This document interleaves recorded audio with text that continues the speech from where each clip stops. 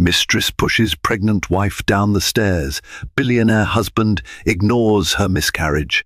Under the shimmering glow of a priceless chandelier, a hush fell over the grand foyer of the Blackwood mansion. A lavish party was underway, yet an undercurrent of tension pulsed beneath the champagne fizz and polite laughter. At the top of the sweeping staircase, Serena Blackwood, 8 months pregnant, stood precariously. In a heartbeat, everything changed. Her scream tore through the silence, followed by a sickening thud. The lively chatter below ceased as every gaze snapped upward, too late to save her.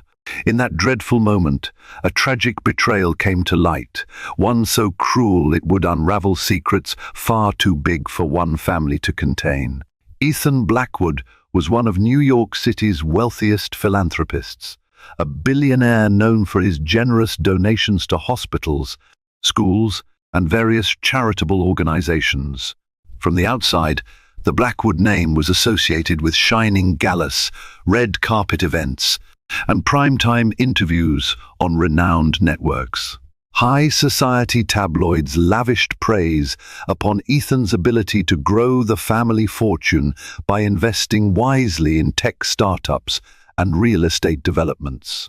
Everyone who knew him at least superficially believed Ethan was a man who not only had impeccable taste, but also a heart for giving back. Serena Blackwood, his wife, was the epitome of grace and poise.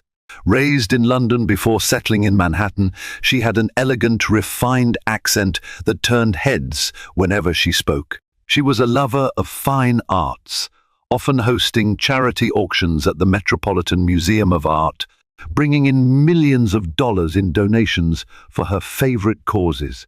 People whispered that Serena was too soft-hearted, that she lacked the steely resolve needed to thrive in cutthroat social circles. However, her kind spirit was precisely what endeared her to so many.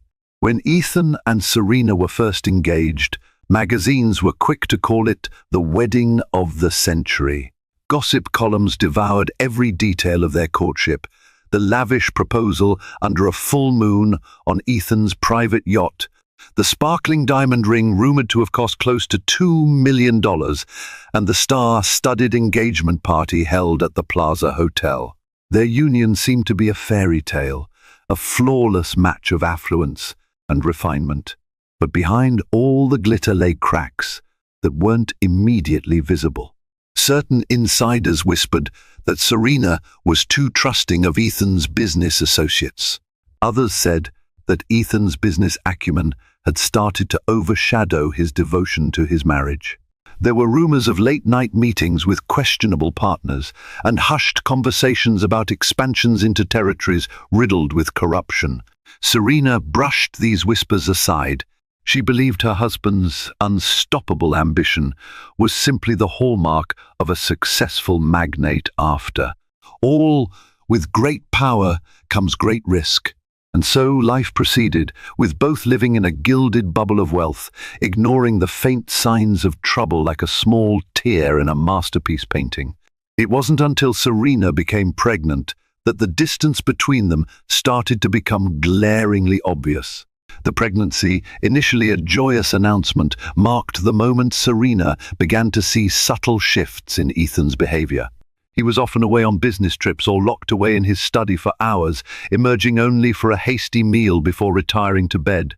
He showered her with lavish gifts, designer maternity clothes, extravagant baby furniture, even a golden crib studded with emeralds from a boutique in Paris. Yet the simplest gift of genuine presence was missing. He never accompanied her to doctor's appointments. He didn't sit with her to look at the ultrasound photos in awe.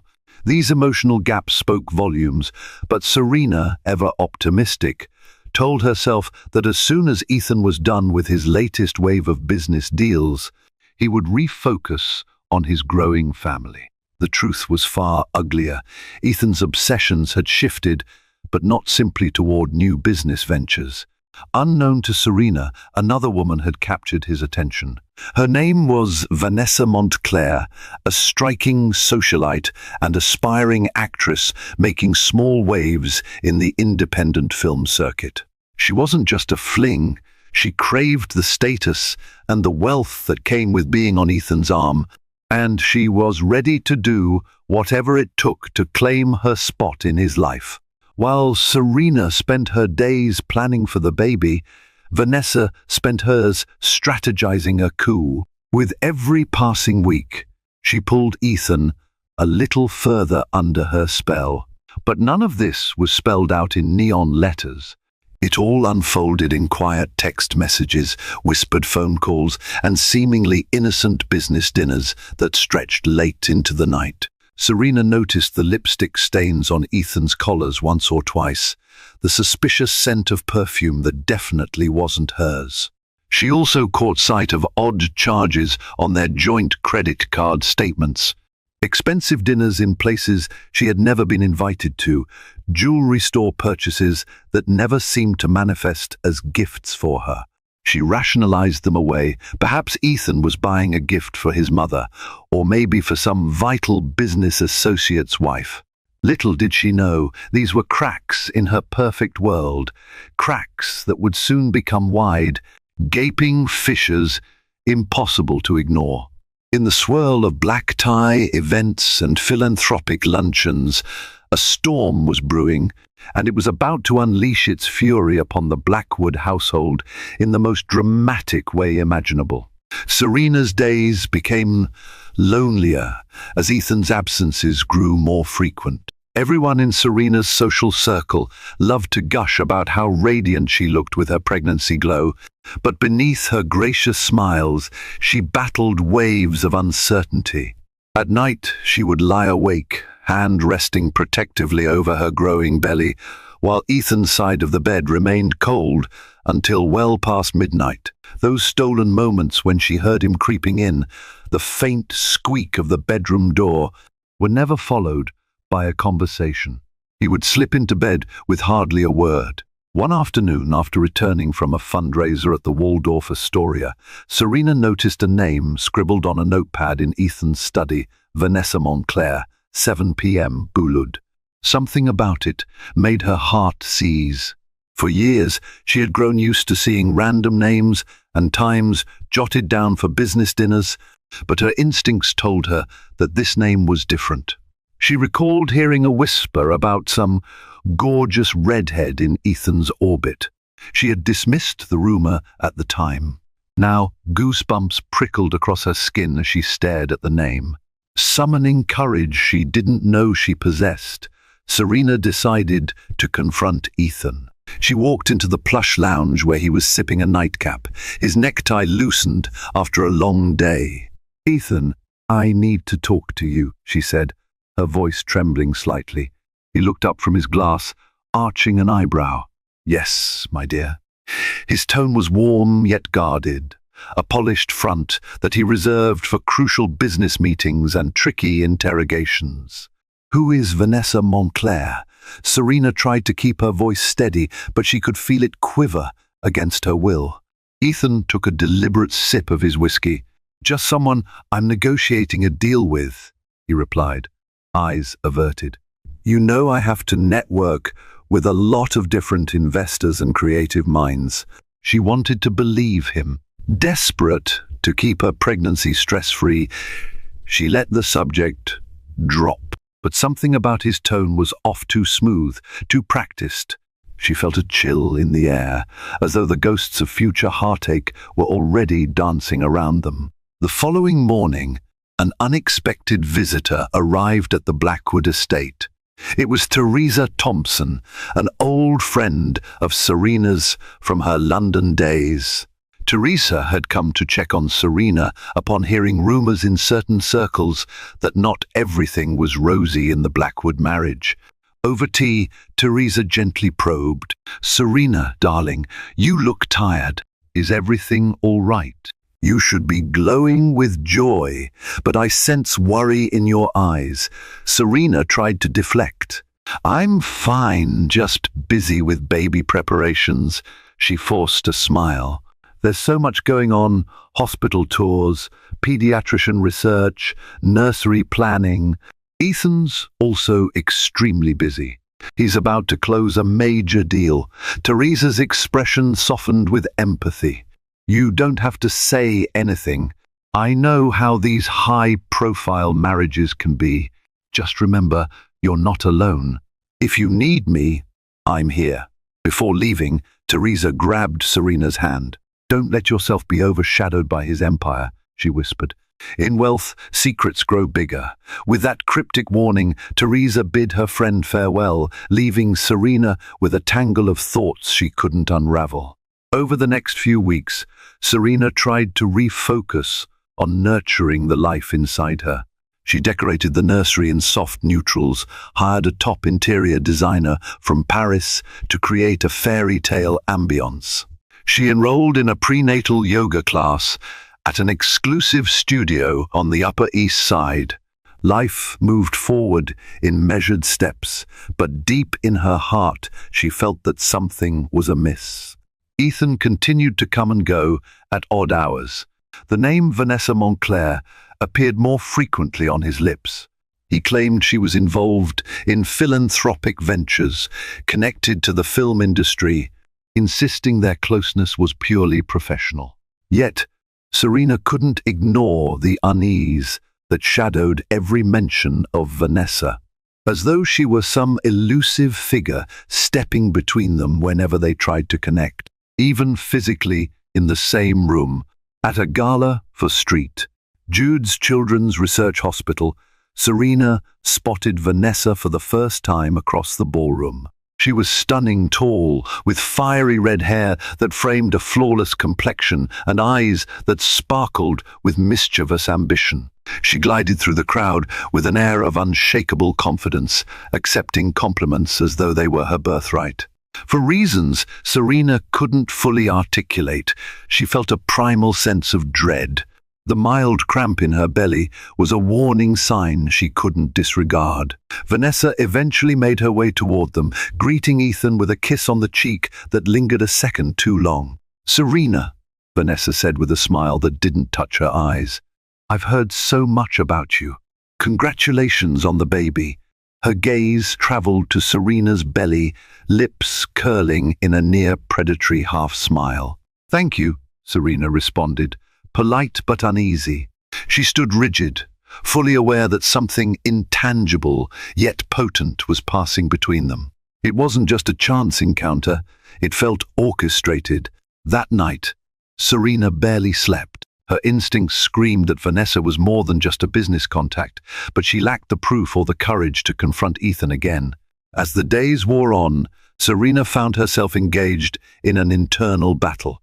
Should she investigate further and risk their marriage spiraling into confrontation? Or should she remain silent, hoping that her love for Ethan would prove stronger than any temptation that this Vanessa could offer? Unbeknownst to Serena, the game of masks was in full play, and she was about to discover that behind Vanessa's perfect smile lurked a woman prepared to do unthinkable things to get what she wanted. Ethan and Serena were preparing for a weekend party at their estate in the Hamptons, an annual gathering of influential friends, politicians, celebrities, and a smattering of old acquaintances from Serena's life back in London. The Hamptons party was a highlight in the Blackwoods social calendar, famous for its breathtaking fireworks, display over the ocean, and the exclusive nature of the guest list. Everything from the color-coordinated decor to the gourmet menu, crafted by Michelin-starred chef Thomas Keller, was meticulously planned to reflect the Blackwoods' grandeur.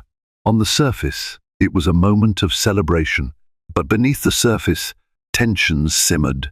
Ethan insisted Vanessa attend the party to network with potential investors for her next film project. Serena found it impossible to refuse without causing a scene. So Vanessa arrived, wearing an elegant backless gown that turned heads and fired up the rumor mill. She floated around the estate, mingling effortlessly, dropping Ethan's name whenever beneficial for forging new connections. Every so often, Serena caught Vanessa stealing glances in Ethan's direction, glances tinged with a familiarity that went beyond professional courtesy. Around midnight, as the fireworks were scheduled to light up the sky, Serena wandered onto the terrace in search of Ethan. The crisp ocean breeze offered a momentary respite from the overwhelming swirl of social obligations and internal doubts. That's when she noticed a faint glow emanating from a corner of the garden, near a row of neatly trimmed hedges. Moving closer, she recognized Ethan's silhouette and another, Vanessa. They were in hushed conversation, standing dangerously close, silhouettes nearly merging under the moonlight. Serena's heart pounded. She debated whether to interrupt or retreat, but something made her linger in the shadows, straining to hear what they were saying. She couldn't catch every word, but the snippets were enough. Point as soon as Serena gives birth. Everything will be easier. I can't wait forever, Ethan. I've made sacrifices. The estate in Westchester can be ours. A thunderous crack from the fireworks display momentarily drowned out their voices. Illuminations burst overhead, painting the sky in brilliant blooms of color, while Serena felt her world collapsing. Vanessa was talking like a woman who believed she had a rightful claim to Ethan's future. That revelation stabbed Serena's heart, confirming her worst fears. She fled back into the house, barely managing to maintain composure. A flurry of well-wishers engaged her in polite conversation, praising her for hosting such a marvelous event. She forced a smile, a perfect imitation of the hostess role she'd played countless times. All the while, panic swirled in her mind, trapped behind her chest like a caged animal desperate to escape. By the time Serena and Ethan returned to Manhattan the next day, she was sick with anxiety. She made up an excuse to avoid him, claiming she needed rest. In her private bedroom suite, she broke down, tears soaking into the plush pillows. Was she foolish for not confronting him head on that very night? Possibly. But fear gripped her. She worried about her unborn child, the stress, the scandal, the heartbreak that might erupt. She questioned whether confronting him might push him even further into Vanessa's arms, leaving her and the baby destitute and alone. In a moment of desperation, Serena called an old friend from high school, someone outside the high society bubble, Amanda Cho, a journalist for a prominent investigative news site. Serena confided her suspicions. Amanda, known for her tenacity in uncovering hidden truths, offered to look into Vanessa Montclair's background. "Just let me run a quiet search," Amanda proposed. "You deserve to know who you're dealing with."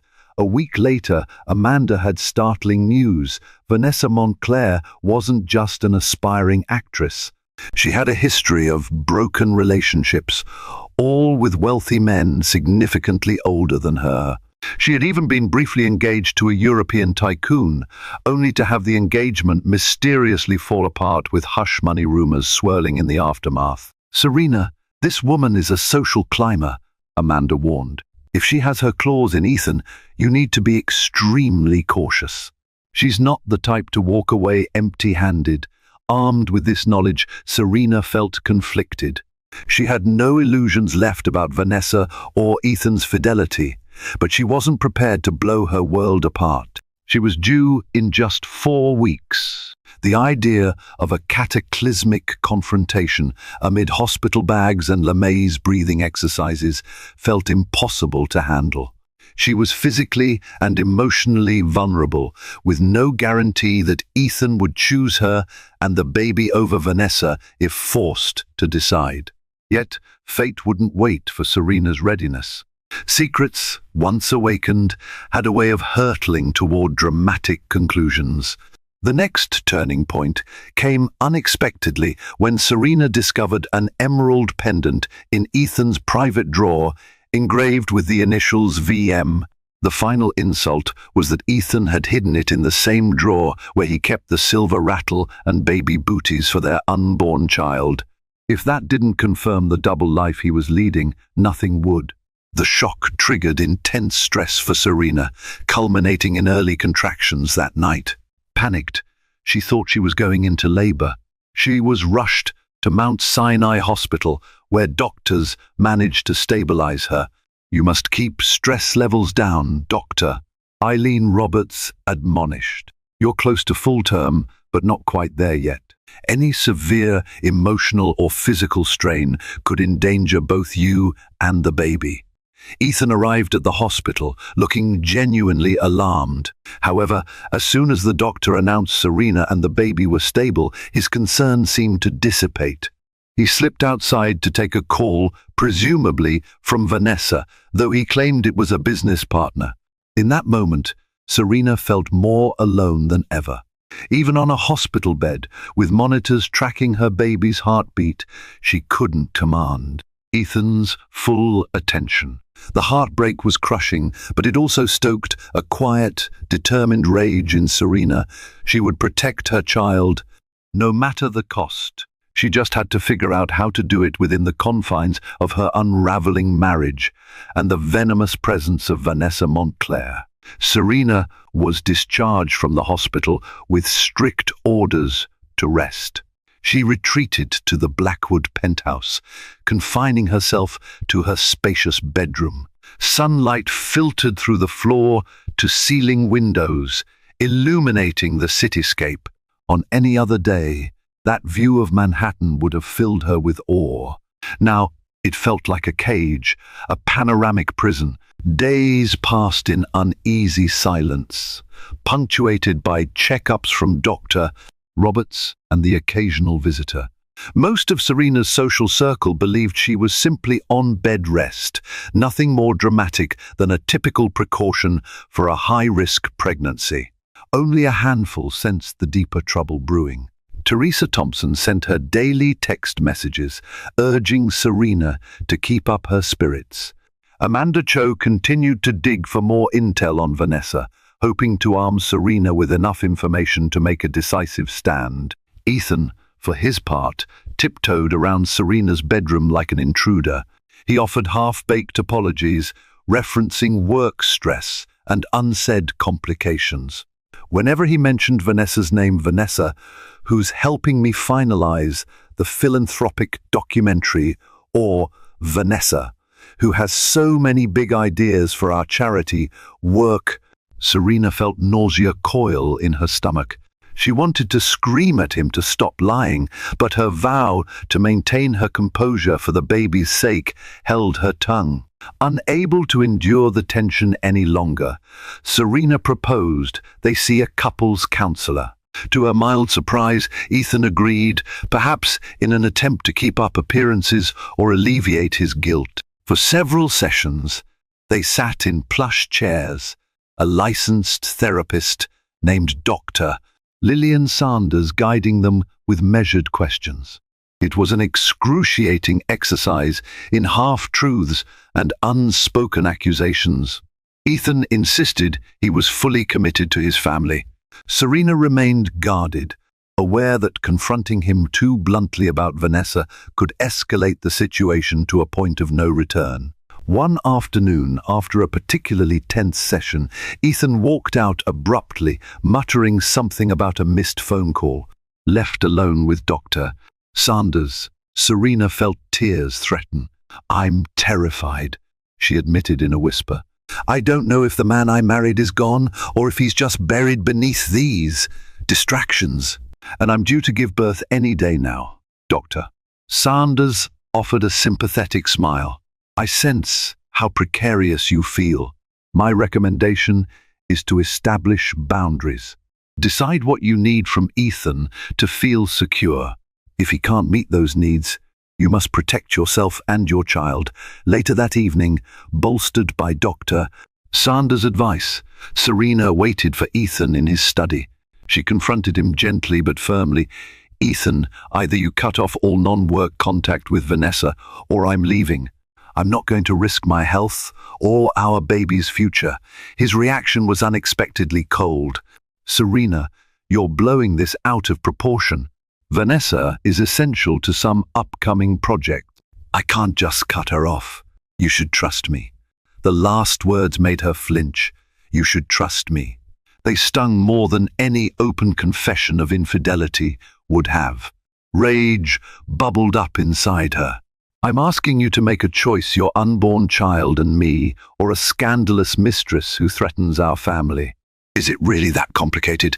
Ethan slammed his glass of bourbon down on the mahogany desk, the liquor sloshing over the edge. Don't you dare make ultimatums, he snarled. My life isn't as black and white as you imagine, Serena. Everything I do for this family, for our legacy. Legacy, she repeated, voice trembling with both fury and heartbreak. What kind of legacy involves humiliating your pregnant wife and risking everything for a woman like Vanessa Montclair? They stood there, the tension so thick it was suffocating. Then Ethan turned and walked out. The echo of the slammed door reverberated throughout the penthouse like a fatal gunshot. Serena knew that something irreparable had cracked wide open between them. There was no going back to the naive hope that this was just a passing indiscretion. Word spread quickly in certain circles that the Blackwood marriage was on shaky ground. Although the tabloids had yet to pick up the story, insiders whispered, passing morsels of gossip at high society luncheons and under hushed tones in luxury boutiques.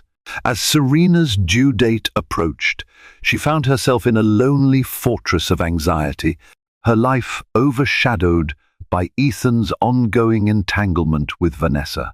More brazen than ever, Vanessa began making appearances at events that Serena had traditionally hosted or attended. She showed up at a charity art auction in Soho, wearing a glamorous gown and smiling at the paparazzi's cameras. She dropped insinuations that she was closely working with Ethan on a major philanthropic project. Even though Serena was absent, recovering at home, she was not spared the humiliating headlines that followed. Vanessa Montclair, Ethan Blackwood's new philanthropy partner, read one blurb on a gossip website. Among the upper echelons, speculation swirled. Was Serena truly ill, or was she too distressed to make appearances? Did Ethan plan to divorce her after the baby's birth? Was Vanessa just a passing fancy or the new queen of the Blackwood Empire? Though Serena tried to maintain her composure, every new whisper felt like a dagger. Her once peaceful life became a daily struggle to maintain her sanity and protect her unborn child. Adding fuel to the fire, Vanessa made a series of social media posts hinting at luxurious gifts from a mysterious benefactor. Photos of sparkling jewelry, private jet trips, and an extravagant spa retreat. Some of the items in her posts matched suspicious receipts Serena had seen on Ethan's credit card statements. It was a public taunt, a not-so-subtle declaration of war. Serena had never considered herself a combative person, but the maternal instinct to protect her child stirred a fierce determination. She decided to meet Vanessa face to face, if only to make it clear that she wouldn't stand idle while her family was torn apart. Through a mutual acquaintance, a well-connected socialite named Catherine Whitfield Serena arranged a private meeting at a discreet cafe near Central Park. Vanessa arrived 15 minutes late, an air of smug self-assurance radiating from her.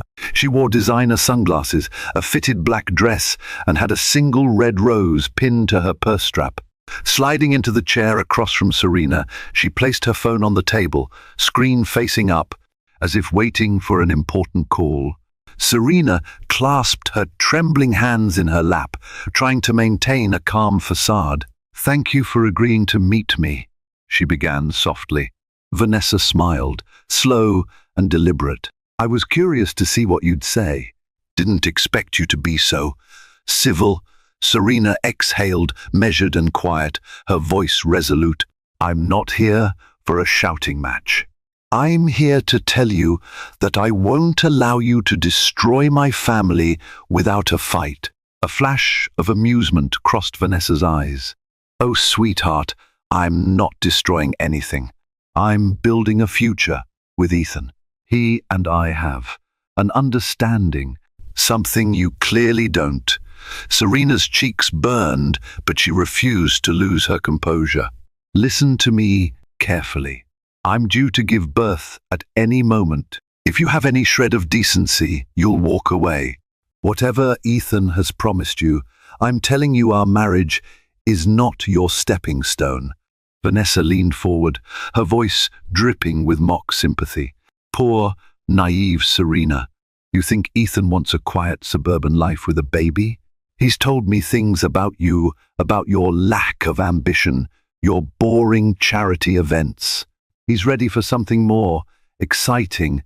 Every barb plunged like a knife into Serena's heart, yet she gathered her strength. "Ethan and I have a history you don't understand. If you push too far, there will be consequences. For you and for him." Vanessa laughed a harsh, hollow sound. She picked up her phone, waving it slightly. "I have more evidence of Ethan's affections than you could possibly imagine. Text messages, photos, enough to cause a scandal that would bury you both in the public eye. So tell me, Serena, are you really willing to go to war with me?" Serena froze, the scope of Vanessa's manipulative power hitting her like a tidal wave. She had thought confronting Vanessa might scare her off, but she'd underestimated the woman's audacity and cunning. The lines had been drawn, and Vanessa was not only unafraid, she was practically daring Serena to challenge her. Without another word, Serena stood, feeling her baby shift in her womb, an urgent reminder of what truly mattered. She left the cafe, Vanessa's mocking laughter following her out onto the bustling sidewalk. Heart pounding, Serena resolved that she needed a plan, something more substantial than emotional pleas or idle threats. The well-being of her unborn child depended on her ability to navigate this storm with cunning and strength, traits she would have to summon if she had any hope of ending Vanessa's power play and preserving what was left of her marriage. Despite the chaos swirling around her, Serena found solace in unexpected corners. A longtime family friend, Charles Whitmore, a business associate of her late father, offered quiet support. Charles had always admired Serena's father, who'd once been a respected philanthropist in London before his untimely passing. He checked in regularly, bringing homemade meals, ensuring Serena was never too isolated. Occasionally, he offered gentle advice. "A strong mind and a calm heart can weather any storm. Your father taught me that." At the same time, Amanda Cho came through with more disturbing information. Vanessa had ties to questionable individuals in the film industry, some rumored to be involved in illicit funding. The deeper Amanda dug, the more she believed that Vanessa was using Ethan not just for personal luxury, but also as a cover for bigger, murkier deals. "If this goes public," Amanda warned, "it won't just be a scandal, it could bring down Ethan's business empire, possibly invite federal investigations. Serena, if you can't persuade Ethan to cut ties, you need to prepare for the fallout." Feeling cornered, Serena weighed her options. Divorce before the baby's birth seemed unthinkable, especially with her limited time and the precarious state of her health. She also feared for Ethan. She believed he was in the midst of a midlife crisis, enthralled by Vanessa's allure but blind to the legal and reputational hazards looming. If Serena publicly exposed Vanessa, it might save Ethan but also devastate him. His pride, his carefully cultivated image, everything would crumble, and the baby would be thrust into a whirlwind of negative publicity from the moment of birth. In the midst of this turmoil, Serena's obstetrician, Dr. Roberts, voiced a gentle reminder: "We should schedule an induction if you haven't gone into labor by your due date next week. Stress can delay or complicate the process." The imminent reality of childbirth forced Serena to think beyond the scandal. She needed a stable environment for her baby, and that might require drastic actions. One evening, Charles Whitmore visited the penthouse with a proposition. He offered Serena and the baby a safe haven at his lake house in upstate New York. "Stay there as long as you need," he said. "Far from the paparazzi, far from the city. I'll handle any press or legal matters that arise." Serena felt a wave of relief, but also guilt. Could she uproot her life and disappear, leaving Ethan to flounder? Yet the baby's safety was paramount. If Ethan refused to sever ties with Vanessa, Serena might not have a choice. Gathering her courage, Serena approached Ethan once more. This time, her voice trembled less, and her resolve was sharper. "I'm leaving," she declared, "unless you end your involvement with Vanessa and vow to keep her away from our family." Exhaustion edged Ethan's features. He sank into an armchair, running a hand through his hair. "Serena, you don't understand what I'm dealing with here. It's not just about an affair. Vanessa is tied to crucial business projects. If I shut her out now, I stand to lose millions, face breach of contract lawsuits." Serena's eyes flashed. "You think I care about money at this point? We have enough to last generations. This is about our child's future. Your father always said family comes first. Do you remember that?" A flicker of conflict crossed Ethan's face. Mentioning his father was a strategic move on Serena's part. The elder Blackwood's moral code had shaped Ethan into a charitable billionaire, or so the public believed. That code now stood at odds with Ethan's present conduct. "Fine," Ethan murmured, after a long silence. "I'll see what I can do." But Serena knew "I'll see what I can do" wasn't a firm commitment.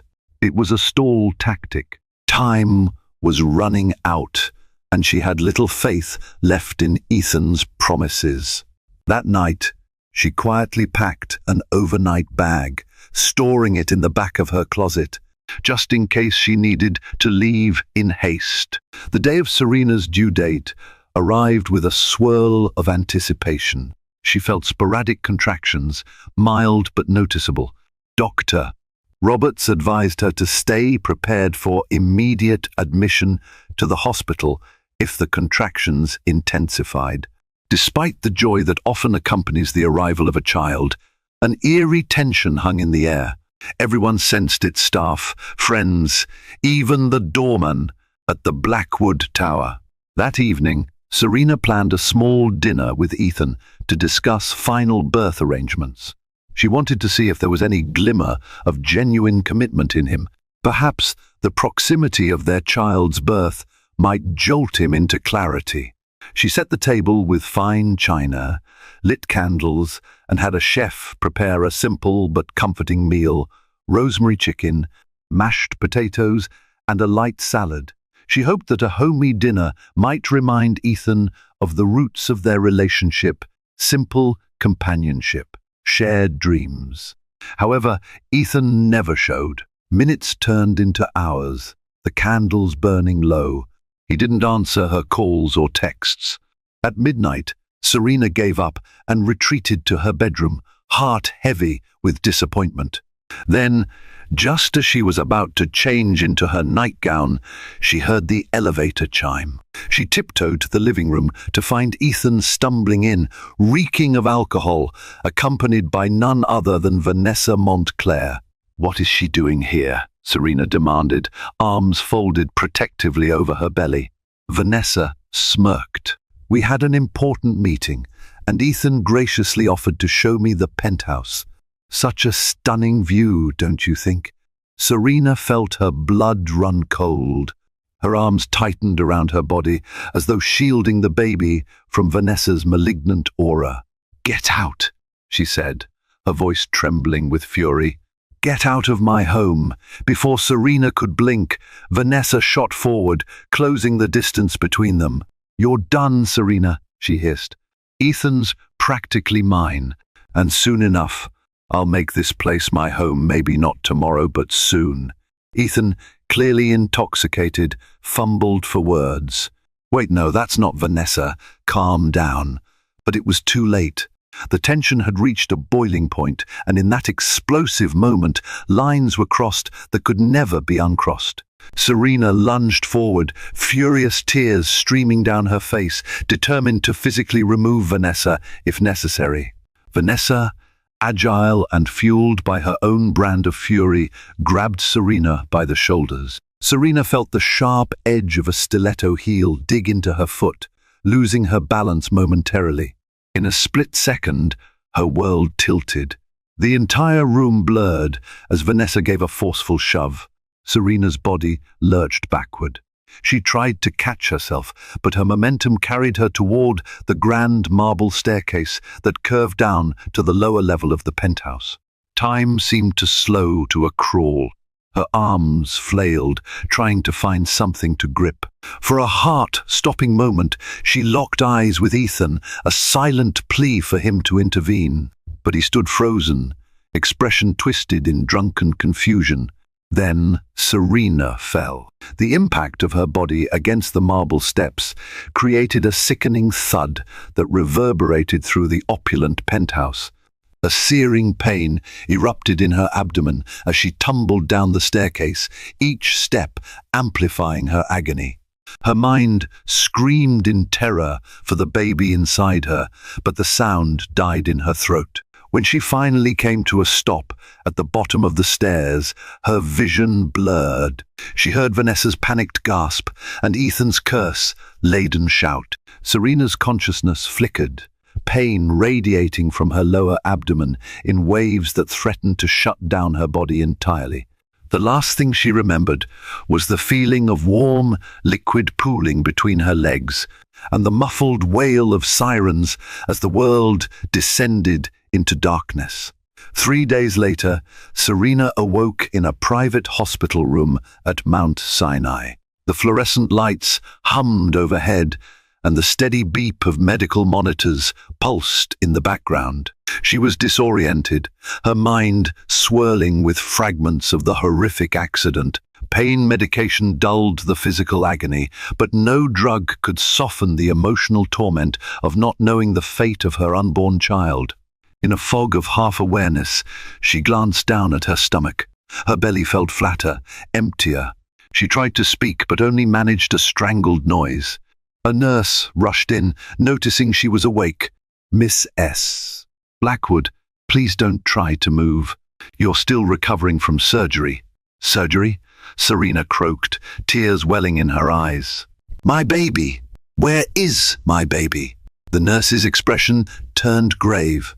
She hesitated before saying, "I'm so sorry. Your injuries were severe.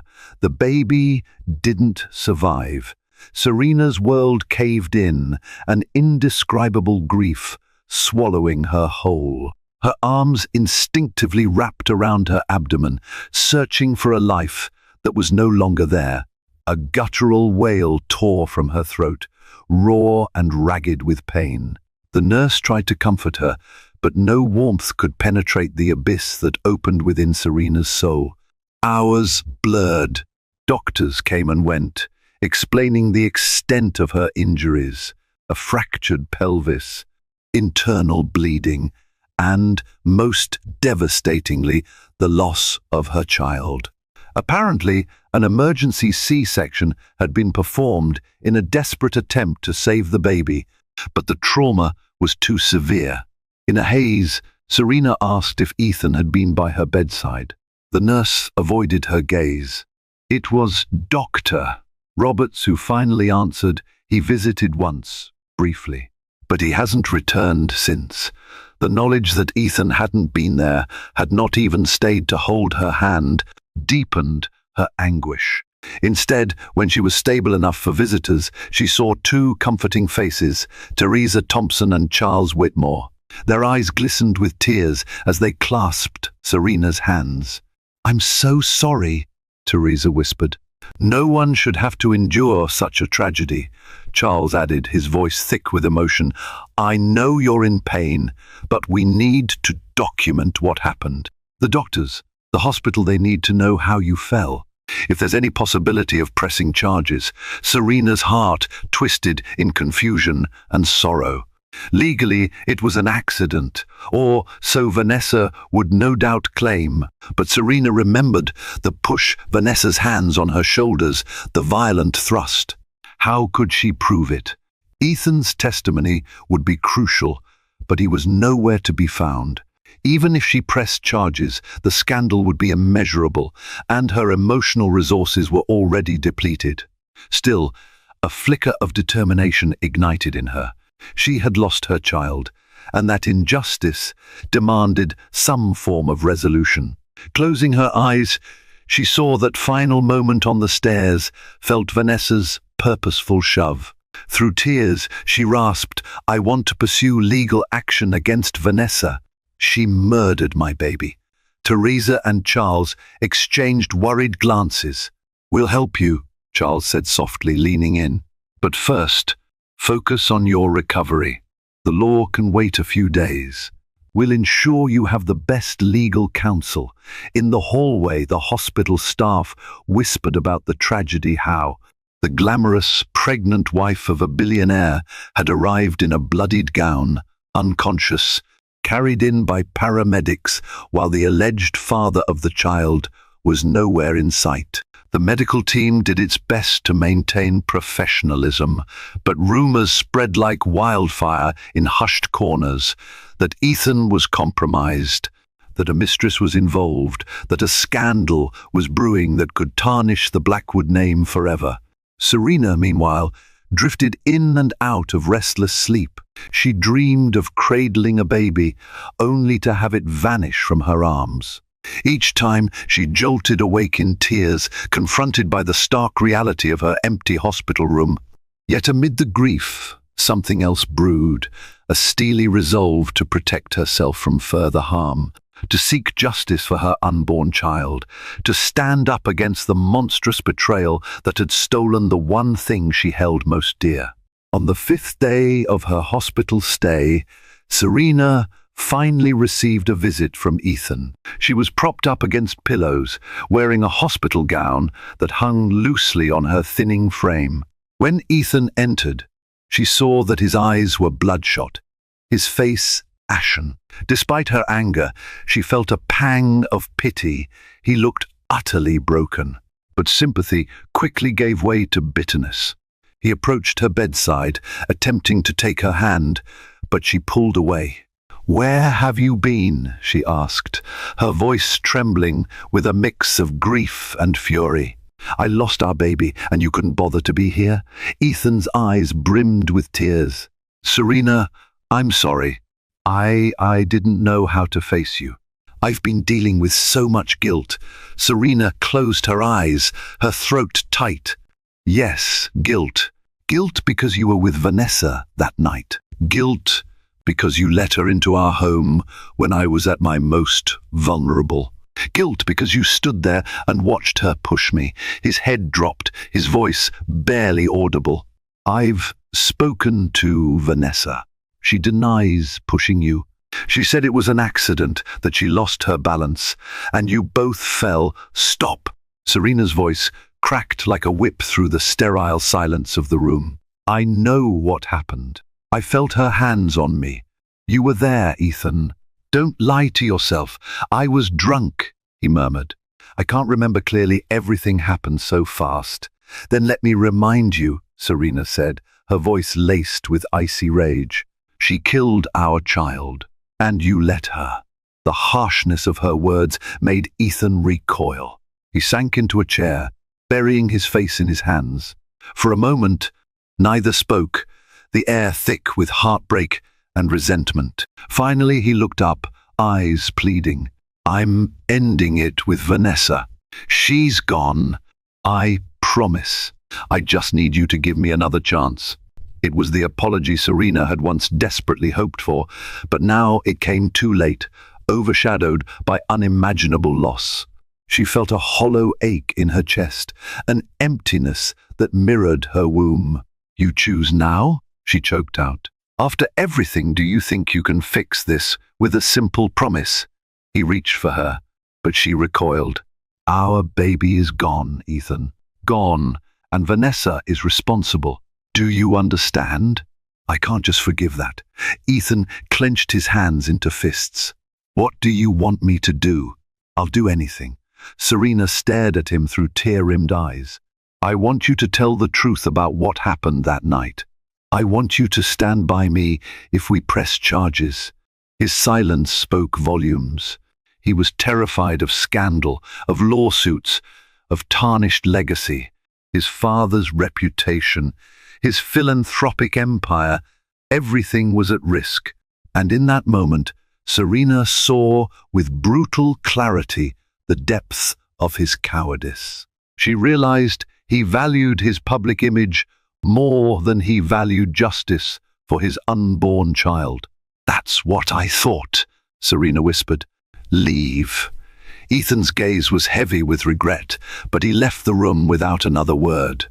The door closed behind him, sealing Serena in her realm of grief. A heavy exhaustion overcame her, and she leaned back, tears slipping silently down her cheeks. She couldn't remember feeling so utterly alone. Despite Ethan's betrayal, Serena was far from alone in her pursuit of justice. Word of the tragic fall had finally reached the tabloids, albeit with minimal detail. Rumors of an accident swirled, but Serena's allies knew the truth. Teresa Thompson, Charles Whitmore, and Amanda Cho formed an ad hoc team to protect Serena's interests and reputation. They worked tirelessly to build a case against Vanessa, combing through security footage, interviewing house staff, and tracing Ethan's credit card transactions on the night of the tragedy. A major break came when one of the maids who had been on duty that evening summoned the courage to speak up. Her name was Lucia Cruz, and she recounted hearing raised voices and witnessing Vanessa storming into the penthouse behind a clearly intoxicated Ethan. According to Lucia, she saw Serena at the top of the stairs and heard a loud scuffle. By the time Lucia raced to the bottom of the staircase, Serena lay there, unconscious, with blood pooling around her. Lucia vividly recalled Vanessa's hysterical screams and Ethan's frantic attempts to call 911. Most importantly, Lucia insisted that Vanessa had cried out, "I didn't mean to push her," in those first panicked moments. That testimony, while not definitive proof of intent, significantly bolstered Serena's case. Charles arranged for Lucia to give a statement to the police and hired a high-profile attorney named Harriet Klein. Harriet was known for her unwavering commitment to justice, particularly in cases involving the wealthy and powerful. She immediately scheduled a meeting with the district attorney to discuss potential charges. Meanwhile, Vanessa went underground. Her social media accounts went dormant, and she was absent from high society events. Rumor had it she'd fled to Los Angeles, hoping to salvage her acting career and escape legal consequences. Ethan, under severe pressure from his board of directors and philanthropic advisors, publicly announced a separation from Vanessa, insisting that their involvement was strictly business. But the damage was done, and the black cloud of suspicion lingered over him.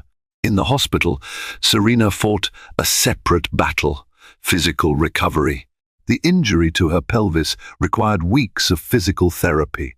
Each session was a painful reminder of what she had lost, and how violently her life had been turned upside down. Yet it also steeled her resolve. Every time she faltered, she remembered the final moments before her fall, the terror, the heartbreak, and she found renewed determination to see justice served. Harriet Klein visited Serena in her hospital room, offering legal updates and reassurance. "We have a strong circumstantial case, and with Lucia's statement, we can prove Vanessa's actions were more than just an accident," Harriet explained. "But be prepared for a tough battle. Vanessa's defense will argue that you lost your balance, that it was an unfortunate mishap. Serena nodded, tears brimming in her eyes. I'll handle it. I won't let my baby's death go unavenged. As days passed, Serena gained some measure of strength. She could walk short distances with a walker, and the color gradually returned to her cheeks. Emotional healing was another matter entirely. She woke each morning to a hollow ache in her soul, but the unwavering support of Teresa, Charles, and Amanda helped keep her afloat. They shielded her from prying reporters and curated public statements that framed her as a victim of tragic circumstances rather than a socialite embroiled in scandal. For once, the media sentiment was in her favor. Behind the scenes, Harriet worked tirelessly. She filed a wrongful death suit against Vanessa and laid the groundwork for criminal charges of manslaughter, based on the claim that Vanessa had knowingly and recklessly endangered Serena, resulting in the unborn baby's death. The legal complexities were daunting, but Harriet was convinced that, if the case went to trial, a jury would empathize with Serena's plight. With the pieces of her life in shards, Serena pinned her hopes on the one course left to her, seeking justice for her lost child. She knew it wouldn't bring back the life that had been stolen, but it might bring her a measure of peace. In a situation rife with betrayal and cowardice, it was the one virtuous fight left to wage. A month later, Serena was released from the hospital. The paparazzi gathered outside Mount Sinai, snapping photos of her as she slowly made her way into a waiting SUV, helped by Teresa. Headlines read, "Serena Blackwood emerges, legal battle looms over tragic loss." Despite her feeble condition, Serena's posture was resolute, her eyes steeled for the fight ahead. That week, Harriet secured a preliminary hearing for the manslaughter charge against Vanessa. The prosecuting attorney needed Serena's first-hand testimony to establish probable cause, so Serena found herself in a small, packed courtroom. She sat in a wheelchair, still recovering, flanked by Harriet on one side and Charles on the other. The tension was palpable. Rows of reporters lined the back of the room, scribbling notes or filming discreetly for their respective outlets. Vanessa arrived with her legal counsel, wearing a conservative black pantsuit, her hair pulled back in a tight bun that contrasted sharply with her usual glamorous style. She avoided making eye contact with Serena. Ethan, looking drawn and pale, sat behind Vanessa, a gesture that caused a flutter of whispers in the courtroom. The lines of allegiance were blurred. He appeared to be there more as a concerned observer than an ally to either party. When the judge called Serena to the stand, she wheeled forward, trembling slightly. She recounted the horrifying moment at the top of the staircase, Vanessa's menacing demeanor, Ethan's drunken state, the sharp push that sent her tumbling downward. Her voice cracked when she spoke of her child, her anguish evident to everyone present. She told the court that even in her blurred state of consciousness, she heard Vanessa proclaim, "I didn't mean to push her." Vanessa's lawyer tried to paint Serena as emotionally unstable, pointing to her advanced pregnancy, possible dizziness, or a misstep. But Harriet swiftly countered with Lucia's testimony and the documented medical evidence, emphasizing the force needed to cause Serena's catastrophic injuries. The tension reached a fever pitch when Harriet called Ethan to testify. He shuffled to the witness stand, avoiding Serena's gaze. Under oath, he admitted that he'd been drinking heavily, that he recalled a heated argument between Serena and Vanessa. Yet, when pressed on whether he saw Vanessa push Serena, he claimed he couldn't remember. Serena's heart sank. Ethan's fear of implicating himself or damaging his reputation was greater than his loyalty to her. Still, Harriet managed to extract one crucial admission. Ethan confirmed that Vanessa had shouted something along the lines of, "I didn't mean to push her," in the immediate aftermath. It was enough to keep the manslaughter charge viable. Outside the courthouse, reporters bombarded Serena with questions. "Do you believe Vanessa intended to harm you, Miss S. Blackwood?" Serena's eyes filled with tears. "I believe she chose a violent act in a moment of anger," she answered, voice firm. A swirl of camera flashes erupted, capturing the heartbreak etched across her face. Teresa and Charles whisked her away, shielding her from the media storm. As they drove off, Serena glanced out the window to see Ethan and Vanessa standing on the courthouse steps, locked in a tense conversation. She saw Ethan's hand wave dismissively, Vanessa's face contorted with rage. Then, in a surprising twist, Ethan turned and walked away, leaving Vanessa behind. The cameras pivoted, capturing the moment of what appeared to be a rift between them. Teresa looked back at Serena. "Seems like Ethan's finally choosing sides," she offered softly. Serena pressed her forehead against the cool window glass, uncertain whether it was too little, too late. The storm was far from over. The legal wheels turned slowly, but in the ensuing months, the prosecution built a compelling case. Vanessa was eventually indicted for manslaughter. She was released on bail, but her career was in tatters. No producer or investor wanted to be associated with someone facing such charges. Gossip rags that once praised her as a rising star now labeled her a gold-digging pariah. For Serena, the ordeal took a heavy emotional toll. She attended therapy sessions multiple times a week to cope with the staggering loss of her child and the betrayal that led to it. She also began divorce proceedings against Ethan, though he made overtures of reconciliation, claiming he was no longer in contact with Vanessa. The emotional damage was irreparable.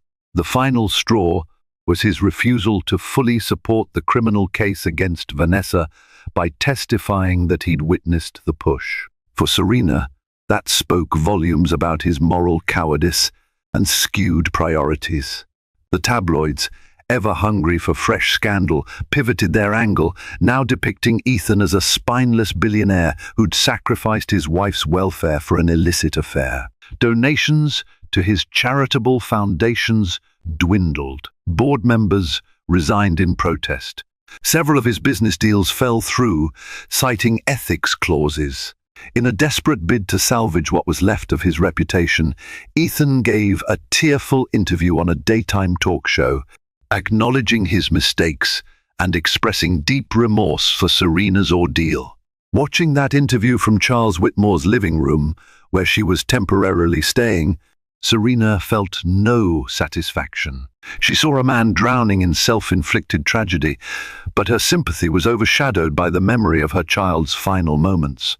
In truth, there could be no real justice for a lost life, only legal consequences that felt hollow compared to the magnitude of her grief.